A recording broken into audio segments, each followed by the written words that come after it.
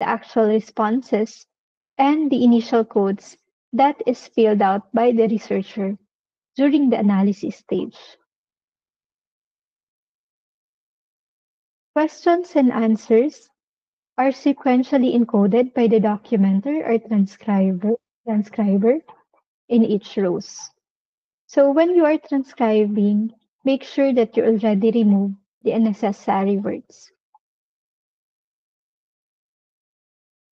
Transferring field notes into a field report involves taking the detailed raw observations you recorded during your research and organizing them into a structured format that conveys the key insights, patterns, and findings.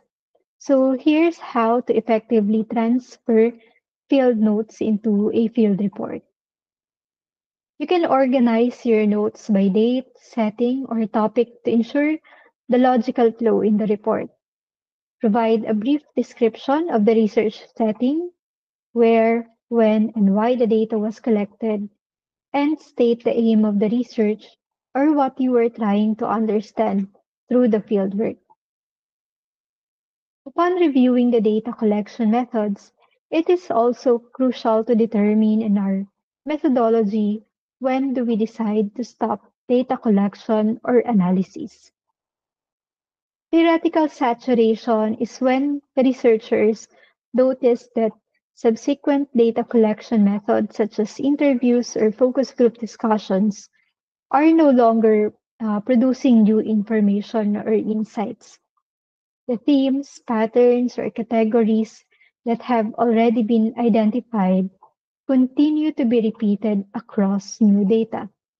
For example, in a study on workplace stress, once researchers have heard all forms of stress related to workload, management, and work life balance, additional interviews no longer add to anything new to these categories. And all major concepts or variables relevant to the research questions have been thoroughly explored, and no further data is needed to expand or refine these new categories.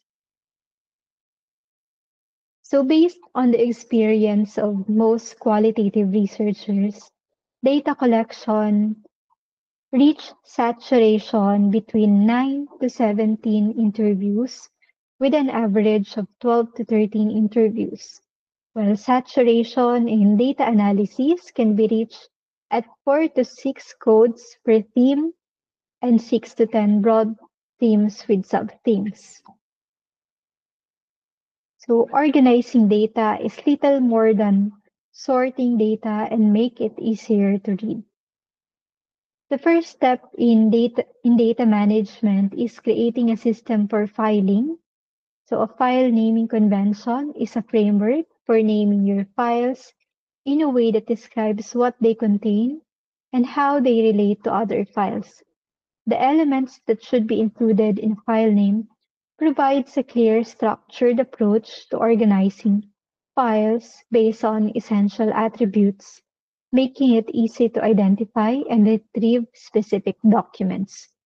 Here, I have included the following elements: the date of creation, the location of the interview, the type of document, whether KII or FGD or observation notes, the type of group for FGD,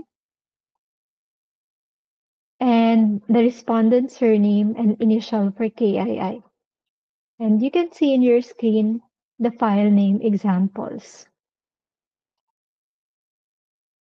The analogy of sorting and filing documents in an office comes to mind. So without organization, you would have stacks of paper but no quick way to locate needed information.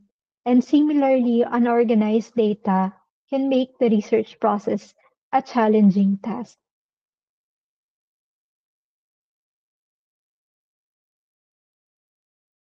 So the idea of analyzing qualitative data can sound exciting at first. After all, you're diving deep into the stories, meanings, and complexities of your research participants.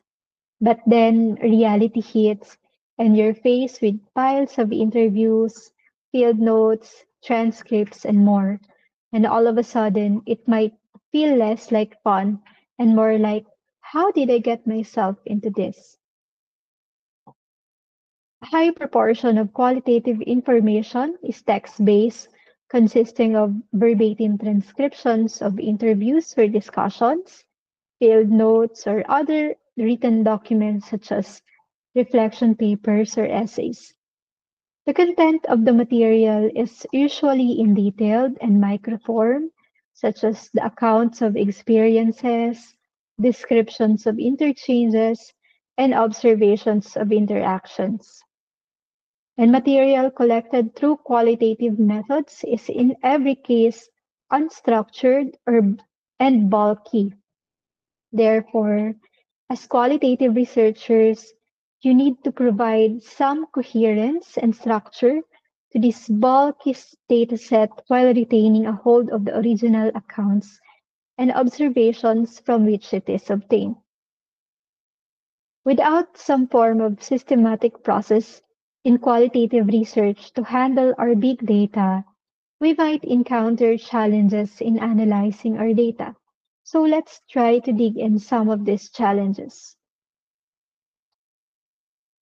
So in qualitative research, we often end up with long transcripts, extensive field notes, and a wealth of data that can feel overwhelming to process. This large volume of information can make it difficult to sift through and identify patterns, especially when time and resources are limited. As a result, we may find ourselves focusing only on the most memorable or impactful moments in our data. So, when we cherry pick all the most striking data points, we risk presenting an incomplete or biased narrative. For example, if we only highlight the most negative responses in interviews, we may inadvertently paint a picture of a problem that is not as widespread or severe as it actually is. Qualitative data can also be overwhelming because there are lots of details within every sentence or paragraph. So, which of these details do we need, or which ones can we leave out in our report? When analyzing transcripts, we also need to be conscious and reflexive while reading through the data. There may be a lot of stories from the respondent that are not actually relevant to our analysis.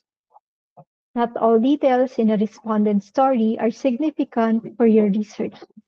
And if there are stories or statements that don't relate to your research objectives, they may be marginal or out of scope.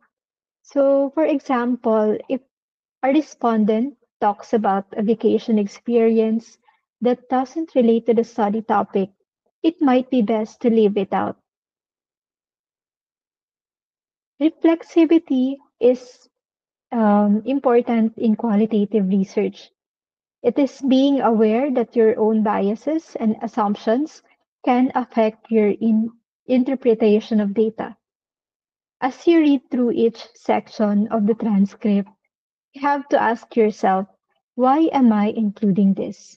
And how does it relate to my research question? Dealing with contradictory data is one of the most challenging and also most interesting parts of qualitative research. When you have participants from different backgrounds or perspectives, it's natural for their views to sometimes